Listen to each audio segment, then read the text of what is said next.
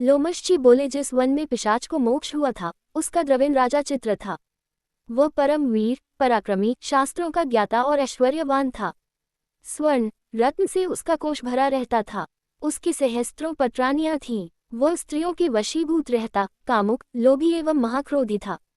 वह कभी धर्म का पालन नहीं करता था और झूठ बोलता था। मंत्रियों की सलाह मानता था। वह सदैव भगवान विष्णु की निंदा में तत्पर रहता, वैष्णवों से द्वेष करता और विष्णु से द्रोह करता था और भगवान के भक्तों को यातनाएं देता, खुशामदियों का सम्मान करता, वेद, कर्मव्रत, दान, धर्म सबका तिरस्कार करता था।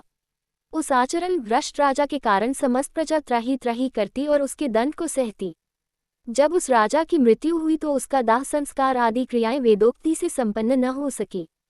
उसके पापाचार के कारण उसे यमदूतों ने आकर घेर लिया। वे उसे पीड़ा पहुंचाने के लिए अग्नि से दहकती लोहे की कीलों से व्याप्त मार्ग द्वारा घसीटने लगे। उस मार्ग में भयानक अंगारों की भांति दहकते हुए शूल से असह्य पीड़ा होती थी।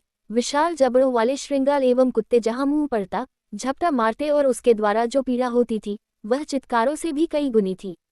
जैसे तैसे वह इस महान पीड़ा को सहन करता हुआ यमलोक पहुंचा। वहां से उसे नरक में डाला गया। सर्वप्रथम वह तामिस्त नरक में डाला गया, उसके बाद उसे अंतामिस्त में डाला गया। उसके दुख सहन करने के बाद रौख नरक में डाला गया, फिर उसे महारौख नरक में डाला गया।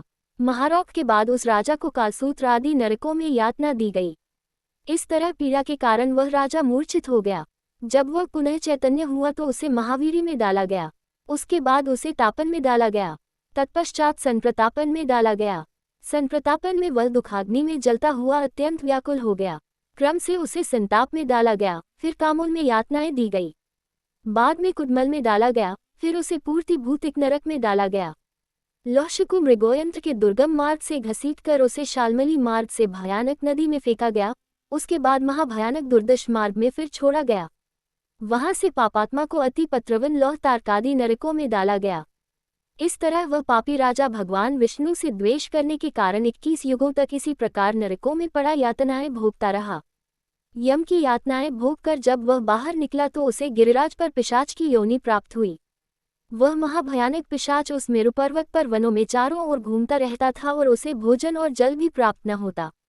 महान दुखों को भोगता हुआ वह पिशाच एक दिन दैवात भोजन और जल की तलाश करता उस वन में आ निकला जहाँ परम वैष्णव महात्मा देवद्युति का आश्रम था।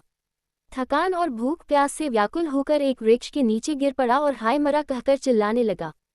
वह विलाप करते हुए कहता कि मैं इस प्रकार समस्त जीवों का कोप भोज कब तक बना रहूंगा। इस नरक सागर से कौन मेरा बेड़ा पार करेगा।